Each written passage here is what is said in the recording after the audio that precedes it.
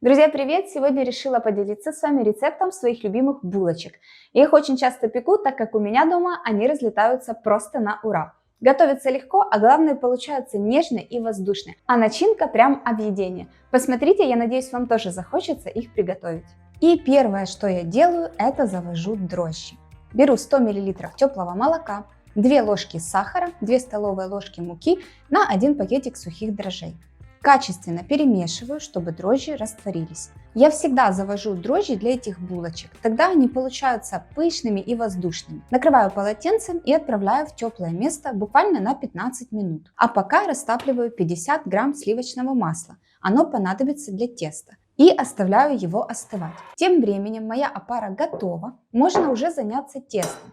Добавляю одно яйцо, 50 грамм сахара, перемешиваю и постепенно ввожу муку, замешиваю тесто. Сначала ложкой до густоты, затем добавляю остывшее сливочное масло и вымешиваю тесто руками.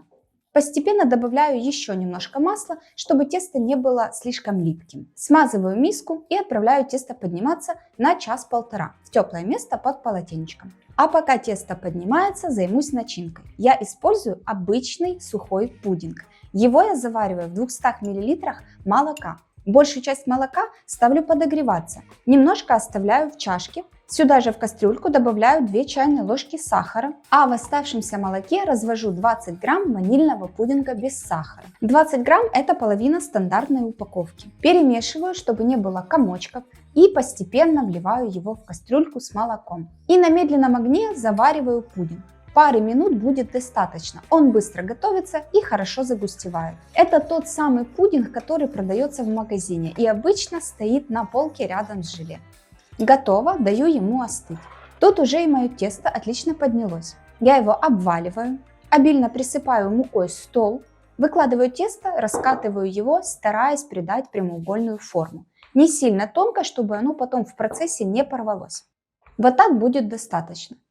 Теперь начинка. Остывший, но не холодный пудинг выкладываю на тесто, не жалея, и размазываю его по всей площади. Вот так ложкой все отлично получается. Теперь заворачиваю один край к серединке и второй также, только поверх первого края.